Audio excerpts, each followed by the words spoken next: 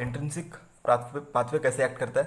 तो begins with trauma to blood trauma to blood और blood exposure of blood to blood collagen.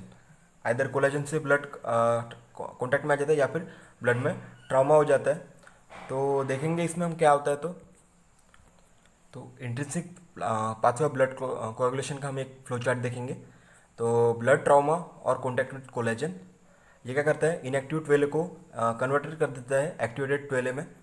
और ये क्या है, हाई मॉलिकुलर वेट काइनिनोजन और प्री कैलिक्रेन के प्रेजेंस में एक्टिवेटेड ट्वेले क्या करता है, 11 इनएक्टिवेटेड 11 फैक्टर 11 को एक्टिवेटेड फैक्टर 11 में कन्वर्ट कर देता है। फिर एक्टिवेटेड 11 फैक्टर क्या किसको कैटलाइज करता है, इनएक्टिवेटेड फैक्टर 9 को किसके प्रेजेंस में, कैल्शियम के प्रेजेंस में, और कन्वर्ट कर देता है। कन्वर्ट किस में कर देता है, एक्टिवेटेड 9A में। और एक्टिवेटेड 9A किसी कैटलाइज करते हैं, फैक्टर 10 को किसके सपोर्ट में, और जो फैक्टर 8 है यहाँ पे ये in presence of thrombin convert होता है एक्टिवेटेड फैक्टर 8A में। ये भी कैटलाइज करते हैं इस रिएक्शन को, और कैल्शियम भी कैटलाइज करता है इस रिएक्शन को। तो फिर फैक्टर 10A कन्वर्टेड होता है एक्टिवेटेड 10A में। और यहाँ पे प्लेटलेट फॉस्फोलिपिड भी यहाँ पे कैटलाइज करते हैं इस रिएक्शन में। नेक्स्ट क्या होता है, एक्टिवेटेड 10A इस रिएक्शन को कैटलाइज करते कन्वर्टेड होता है प्रोथ्रोम्बिन एक्टिवेटर में। जो एक्टिवेटेड 10 है हमारा वो कन्वर्ट होता है प्रोथ्रोम्बिन एक्टिवेटर में, किसके प्रेजेंस में, प्लेटलेट फॉस्फोलिपिड थ्रोम्बिन जो फैक्टर 5 को एक्टिवेट करता है इस रिएक्शन में, और कैल्शियम के प्रेजेंट में। और प्रोथ्रोम्बिन जो एक्टिवेटर है हमारा वो प्रोथ्रोम्बिन को कन्वर्ट करता है थ्रोम्बिन में, किसके प्रेजेंट में, प्लेटलेट फॉस्फोलिपिड और कैल्शियम के प्रेजेंट में। तो ये हो गया हमारी intrinsic pathway of blood coagulation. तो देखेंगे इसमें क्या होता है, blood trauma causes activation of factor 12 and release platelet phospholipid. Blood trauma causes activation of factor 12 and release platelet phospholipid when factor 12 disturbed, such as coming into contact with the collagen or wettable surface such as glass, takes into new molecular configuration, converts proteolytic enzyme called activated factor 12. Activated factor 12. Blood trauma also damage platelets because of adherence of either collagen or wettable surface. The release of platelet phospholipid which contain lipoprotein called platelet factor 3. तो platelet phospholipid कौन सा lipoprotein release करते हैं, platelet factor 3 को यहाँ पे release करते हैं। तो नेक्स्ट हम देखेंगे नेक्स्ट स्टेप कौन सी थी अपनी, एक्टिवेशन ऑफ फैक्टर 11 है। Activated factor 12 act as enzymatically on factor 11A and activates this factor always. This reaction required high molecular weight kininogen and accelerated by प्री-कैलिक्रेन से। प्री-कैलिक्रेन और हाई मोलिकुलर वेट काइनोजन यहाँ पे काम आता है। Activation of factor 9 by activated factor 11। तो देखेंगे the activated factor 9 then acts enzymatically on factor activated factor 11 then acts enzymatically on factor 9 to activates this factor as well. Next step है हमारी the activation of factor 10 the role of factor 8। The activated factor 9 है acting in concert with the activated factor 8 platelet phospholipid and factor 3 from traumatized platelets activates factor 10. The factor 9 platelet phospholipid is deficient. This step is deficient. अगर यहाँ पे platelet phospholipid या फिर factor 3 नहीं होता है तो ये स्टेप भी नहीं होती है। फैक्टर 8 क्लासिक हीमोफीलिया इसकी वजह से होता है अगर ये नहीं रहा तो, और इसे एंटी हीमोफिलिक फैक्टर भी कहते हैं। Thrombocytopenia platelets are clotting factors lacks here. Thrombocytopenia में platelets as a clotting factor नहीं होते। The action of activated factor 10 to form prothrombin activator and role of factor 5। तो देखेंगे this step is same as extrinsic pathway जो हमने देख ली थी। Activated factor X combines with the factor 5 platelets और tissue phospholipids form complex called prothrombin activator.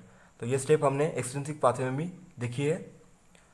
Next हम देखेंगे, सो गाइस नेक्स्ट हम लिखेंगे role of calcium ion in the extrinsic and intrinsic pathway except at first two step calcium ions requires in all steps of intrinsic pathway. Required for prothrombin, required for promotion or acceleration of all the blood clotting reactions. Absence of calcium, blood clotting on either way does not occur. अगर calcium नहीं रहा तो blood clotting नहीं होती है. However, blood removes from the person. Blood removes from the person. It prevented by clotting by reducing calcium ion in concentration. Calcium ion का concentration कम करके blood clotting prevent किया जा सकता है. Below threshold level, deionizing calcium by causing citrate ion and precipitating the calcium ion by oxalate ion. तो calcium ion को डीआयनाइज किया जाता है एज बाय किसकी मदद से, सिट्रेट आयन की मदद से, और प्रेसिपिटेट किया जाता है किसकी मदद से, ऑक्सलेट आयन की मदद से, ताकि ब्लड कोएगुलेशन ना हो सके. तो ये हो गया हमारा role of calcium in ion in intrinsic and extrinsic pathway. So guys next step है conversion of prothrombin to thrombin. तो देखते हैं इसमें क्या होता है. जो प्रोथ्रोम्बिन है वो कन्वर्ट हो जाता है थ्रोम्बिन में, किसके प्रेजेंस में, प्रोथ्रोम्बिन एक्टिवेटर और कैल्शियम के प्रेजेंस में. तो ये थ्रोम्बिन क्या करता है, फाइब्रिनोजन को फाइब्रिन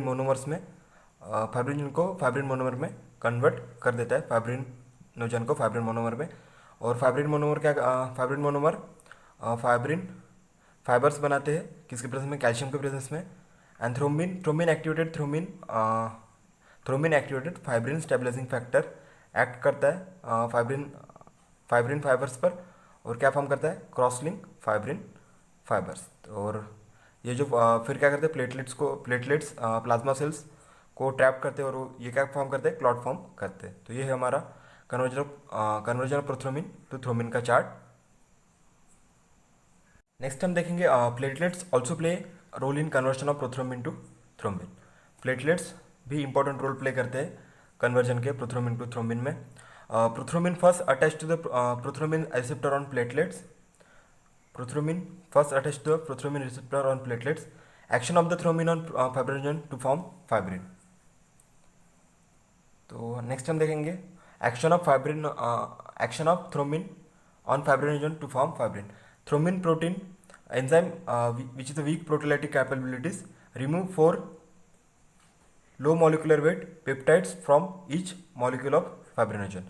तो हर एक फाइब्रिनोजन के मॉलिक्यूल से 4 low molecular weight peptides remove कर देता है कौन, प्रोथ्रोम्बिन.